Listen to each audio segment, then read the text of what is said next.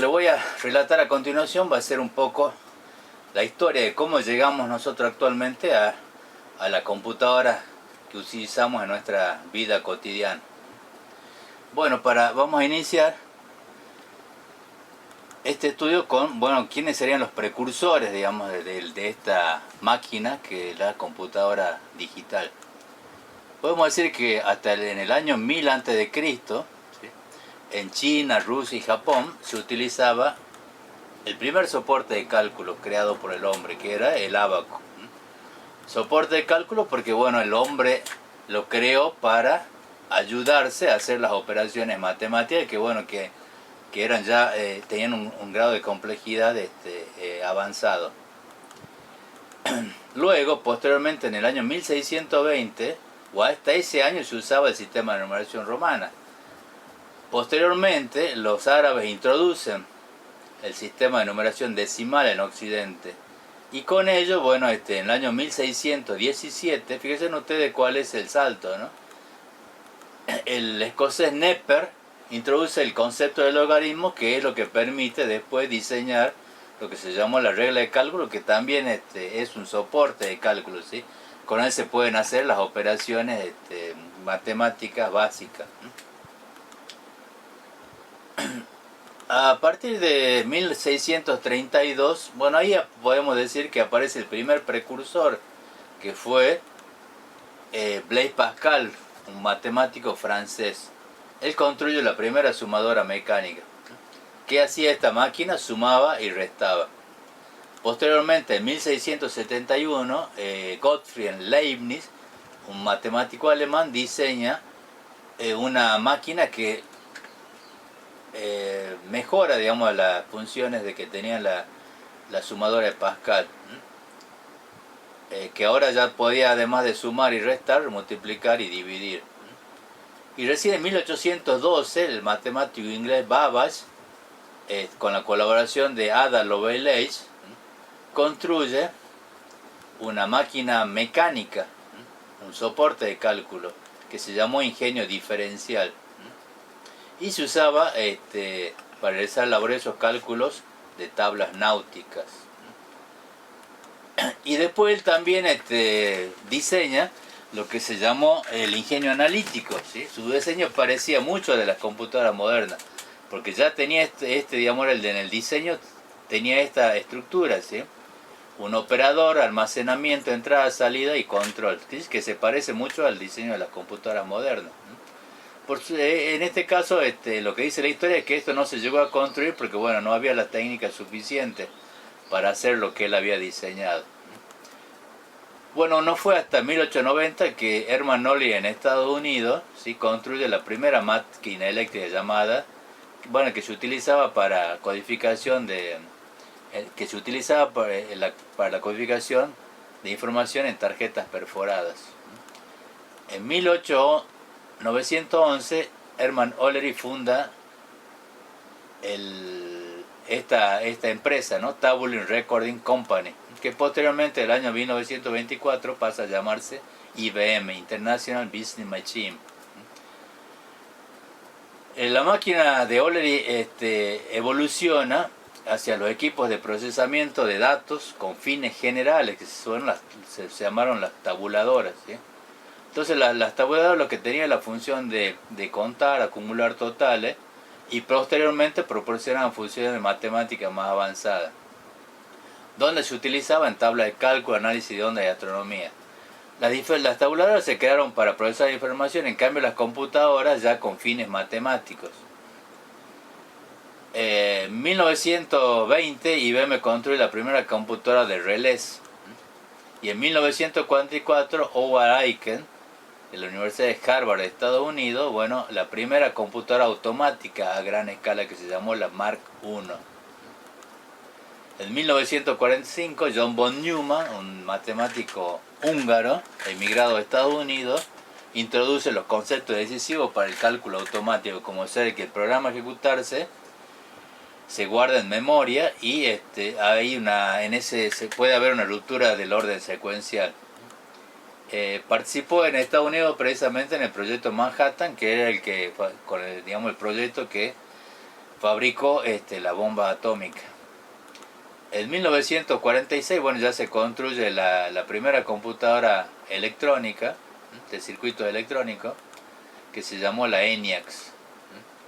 La característica de la ENIAC la pueden, bueno, ver a continuación, ¿no? Para que tengan una idea que esta sería la primera computadora electrónica. Y fíjense en ustedes que fue diseñada, bueno, participó von Neumann, pero fue principalmente los dos ingenieros estadounidenses, Ecker y Mauchly. Las características, digamos, el peso 30 toneladas, 18.000 válvulas de vacío, el lugar donde se alojaba una sala de 10 por 20 metros, consumía una potencia de 15.000 voltios y bueno, y hacía 5.000 sumas por segundo, ¿sí? Y acá hay una comparación respecto de esta computadora, digamos, la Mark I, que era una eléctrica, digamos, que tenía, digamos, era 1000 veces más rápida esta comparada con la Mark I. Y precisamente cuando muere von Neumann, en honor a él, la arquitectura, digamos, el diseño de computadoras se conoce como la arquitectura von Neumann. Acá yo lo que le muestro en esta tabla es precisamente, se ve ahí el desarrollo de las computadoras mecánicas, que va del 1642 a 1944. Ahí pueden ver, estaba lo que hablamos anteriormente, Pascal y Leibniz, después bueno, aparecen también Babbage, la máquina, el diseño, la máquina diferencial y después la máquina analítica, ¿sí? Y acá aparecen algunos cálculos también en Alemania. Bueno, la primera después que se construye con arquitectura booleana fue la EDVAC, esa es la primera, ¿sí?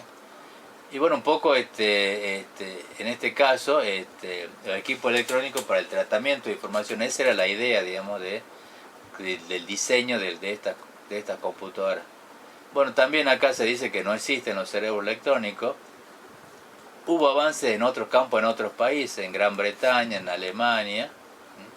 Y acá lo que le muestro un poco la idea de cómo sería, digamos, la rama estadounidense, la rama alemana y la rama británica, ¿sí? Entonces ustedes pueden ver que acá hay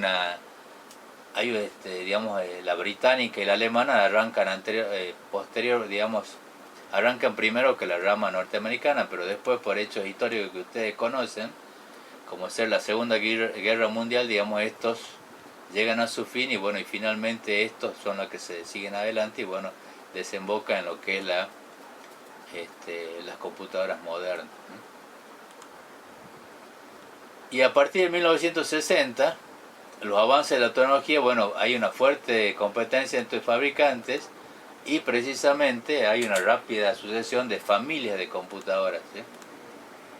Podemos decir que hay dos tipos de computadoras, las computadoras digitales y las computadoras analógicas, ¿sí? Precisamente las computadoras digitales utilizan para codificar los datos y las instrucciones, digamos, utilizan dígitos binarios. En cambio, las computadoras analógicas utilizan distintos voltajes para representar cantidades físicas para modelar los problemas a resolver. Acá hay una diferencia, bueno, precisamente las analógicas son, como les decía, posteriores a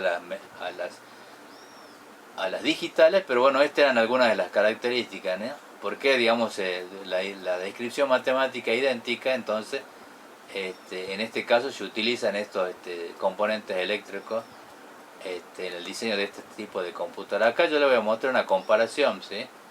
Lo que es las computadoras digitales con las computadoras analógicas. Piensen ustedes que las computadoras digitales se programan, en cambio las analógicas se construye un circuito electrónico.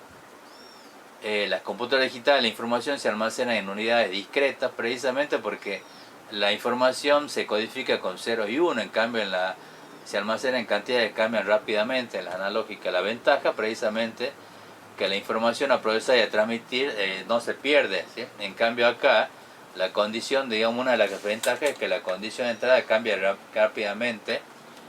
Cuando si cambia la condición de entrada, rápidamente se reflejan, ¿sí? Acá un ejemplo sería la computadora personal y ejemplo acá sería el piloto velocímetro, el piloto automático, ¿sí? El velocímetro podría ser, digamos, ustedes lo conocen más, o sea que en realidad el velocímetro lo que tiene es un sensor en la rueda y bueno, cuando la rueda gira más rápidamente la aguja. Si es un velocímetro mecánico, ustedes van a ver que la aguja es la que se mueve. ¿Sí? Al aumentar la velocidad de la rueda, lo que aumenta también es cómo se va modificando la aguja en el tablero. Con respecto a las computadoras digitales, que nos vamos a ver ahora la clasificación, precisamente eso sería una clasificación según el costo, capacidad y cálculo. ¿Sí? Supercomputadora, mainframe, mini computadora y microcomputadora.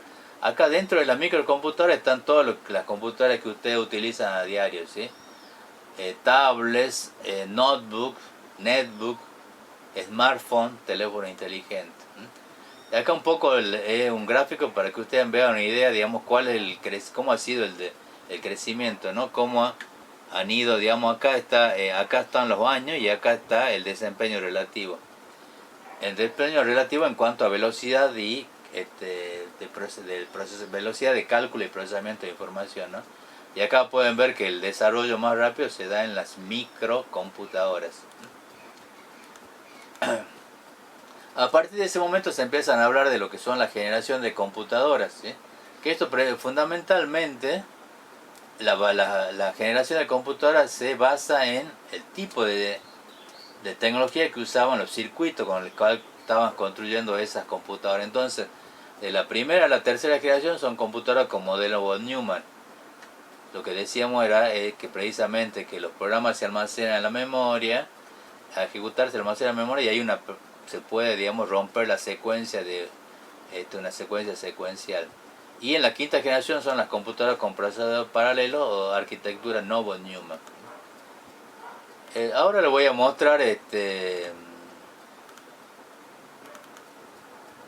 ahí un poco está el resumen, ¿sí? Que lo que les decía, ahí está más el resumen gráficamente, ¿sí? Primera generación, tubos de vacío. Segunda generación, transistores. Tercera generación, circuitos integrados, ¿sí? A mediana, a pequeña y gran escala. Y después la cuarta generación, estos circuitos integrados, que son a muy alta escala. Y el proyecto quinta generación. Bueno, acá ustedes podrán ver también cómo estos componentes electrónicos han ido disminuyendo el tamaño y también las computadoras han ido disminuyendo el tamaño en cuanto a los dispositivos que la componen. Acá vamos a hacer unos cuadros, ustedes van a poder ver las características y por otro lado, bueno, acá lo que está indicado es el año de esa generación de computadoras. Con esto en algunos van a tener que ver que las distintas bibliografías toman los años, algunas difieren, pero lo importante de esto es que uno pueda, digamos, en este caso, en la primera generación decir, bueno, que los componentes predominantes fueron los tubos de vacío, tarjetas perforadas, el medio de almacenamiento. Acá no había lenguaje, era un lenguaje de máquina, que era un lenguaje compuesto por ceros y unos solamente, y no había sistema operativo, que es el que ustedes actualmente utilizan en cualquier dispositivo, digamos, digital, ¿sí? El sistema operativo es el programa principal, que es el que me permite después ejecutar las demás aplicaciones. Y acá el tiempo de acceso a memoria, sería el tiempo en que uno solicita un dato y lo tiene disponible. Entonces sería este caso de un microsegundo. Bueno, estas son, y acá lo que figura son algunas de las computadoras que se fabricaron en esta primera generación. Univac, IBM 300, BAS 701. La segunda generación tenemos, bueno, que el circuito eléctrico previamente son los transistores, el medio de almacenamiento de cinta magnética, lenguaje de programación, aparecen ya lenguajes de programación, Fortran, Algol, COBOL. El sistema operativo todavía era incipiente, ¿sí? Y se mejora el tiempo de acceso a memoria. Anteriormente era en este caso era un microsegundo, ¿sí? Anteriormente era un milisegundo. 10 a la menos 6 segundos. La tercera generación, del 65 al 72, circuito integrado de la tecnología de pequeña y gran escala, aparecen los discos magnéticos. Dentro de los discos magnéticos están lo que ustedes conocen, los DVD, los CD, ¿sí? O los discos rígidos, también en este caso mecánicos. los lenguajes de programación, aparecen lenguajes de programación estructurados y aparecen los sistemas operativos generales y sistemas operativos multiprogramación. Recuerden, los sistemas operativos que actualmente ustedes conocen son el Windows, sistema operativo Linux, y después en los sistemas operativos de teléfonos inteligentes está el Android y el iOS, utilizado, digamos, en este caso por los aparatos de marca Apple. El tiempo de acceso también se mejora respecto al anterior, son 10 nanosegundos el tiempo de acceso a memoria. La cuarta generación ya tenemos los circuitos integrados a muy gran escala, ¿sí? Aparecen los discos ópticos, los lenguajes de computación de alto nivel, sistema operativo multiusuario, bueno, el tiempo de acceso es un nanosegundo. El proyecto quinta generación, bueno, precisamente eso había sido un proyecto que no llegó a su final porque en 1980 la comunidad científica japonesa tenía como finalidad que en 10 años se iba a construir, digamos, ellos iban a lograr a construir un cerebro electrónico, pero bueno, no se llegó a eso, ¿sí? Pero bueno, hay algunas de esas ramas, digamos, que son la inteligencia artificial, sistema experto, robótica, procesado de lenguajes humanos, que son precisamente computadoras que permiten, digamos, llevar a cabo algunas de las funciones que realiza el cerebro humano. Acá les muestro un poco, también ustedes podrían después investigar respecto a lo que yo les decía anteriormente. Este es de la primera generación, la segunda, la tercera, la cuarta, así como cómo se ha ido disminuyendo el tamaño, ¿sí? Precisamente porque los componentes, la tecnología ha ido evolucionando en cuanto a que los componentes tenían mayor potencia, pero eran más pequeños. Así que bueno, eso es un poco la historia, y bueno, ahí les dejo, es un libro que ustedes podrían leer, pero hay mucha bibliografía, hay mucha, también en internet, hay mucha información respecto a la historia de la computación y de la informática. Espero bueno que esto les sirva y bueno,